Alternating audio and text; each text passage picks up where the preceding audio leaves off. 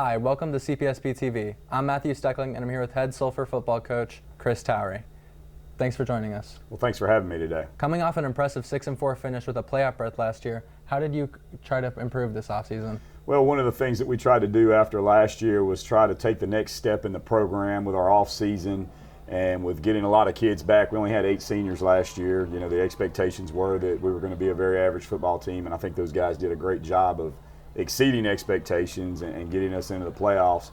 Now we're trying to build on that with, you know, a group of kids coming back from last year that are seasoned now, that have played a lot more. So we're trying to do better in certain things that we do, such as execution.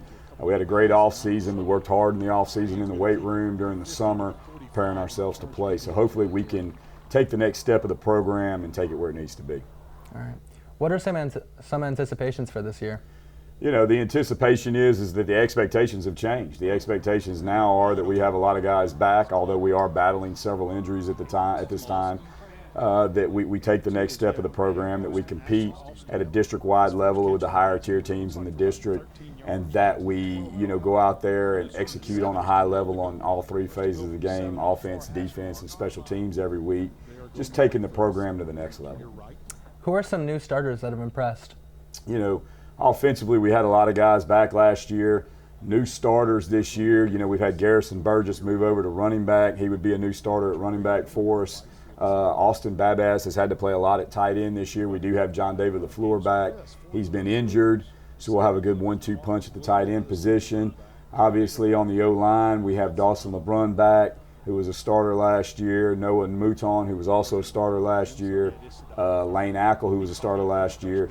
New starters would be Lewis Broussard, and right now Clay Perkins, who has really worked hard in the offseason to get himself where he needs to be, is a new starter. Most of our skill position guys, our wide receiver core and our quarterback, are back from last year. Gage Trahan's our returning quarterback. I look for big things from him this year. Who are some players that had a star performance against Washington-Marion last week? Well, on the offensive side of the ball, Gage Trahan and Dawson LeBrun were the co-offensive players of the week. You know, we did a pretty good job of throwing the football in the limited amount of attempts that we had. Gage threw for 179 yards and 2 touchdowns last week. He also ran for a couple of scores, ran the ball well for us. Dawson really did a good job of doing what he needed to do up front, you know, handling the things that he needed to handle. I thought he played a pretty good game from the O-line position. Defensively, you know, speaking of the defense a little bit, you know, we've got several starters back on that side of the ball. You know, Corey Hyatt was our defensive player of the week last week, had a really good week. We've got both safeties back. You know, I kind of want to mention that too, talking about the defensive side of the ball, in Tyler Massey, Elijah Coleman, Grayson Stelly at corner, you know, Corey Hyatt at linebacker, up front Keegan Trim, Bladen Laidlaw, both really 2 good defensive linemen, are some of our returning players on that side of the ball. We look for big things from those guys. Special teams wise, last week our special teams player of the week was sophomore Brody DePriest. We've got him back there returning punts, and one of the things that we ask him to do is to just make sure he fields the punt so that we don't lose field position. He did a really good job of fielding punts last week, saved us a lot of field position, and had a couple of nice returns.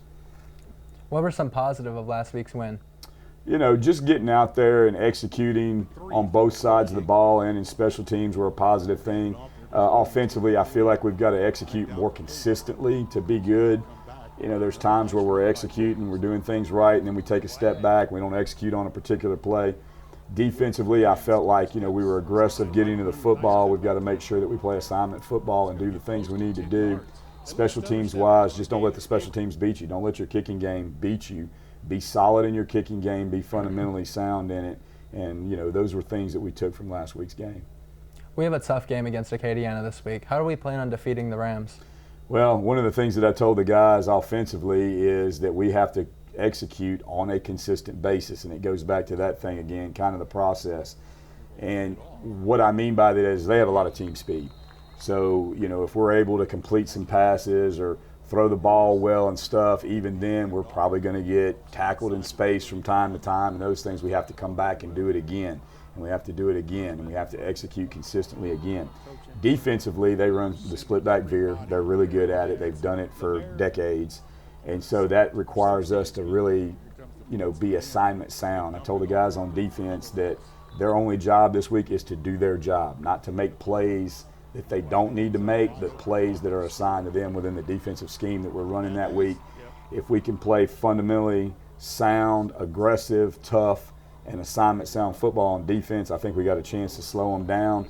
You get out of position, that's when they make you pay. How do we plan on using game film to our advantage in the future?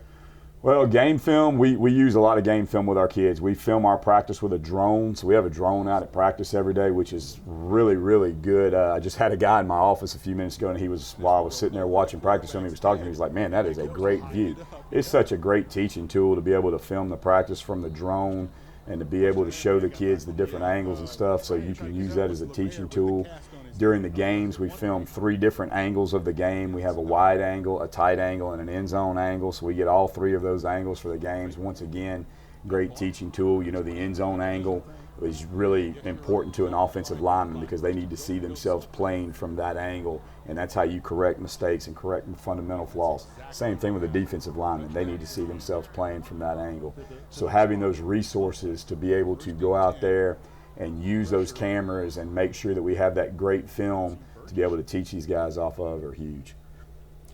We're all out of time today. Thank you for joining me. Is there anything else you'd like to say? Just come out and support us Friday night in Acadiana and Scott, and go Tours.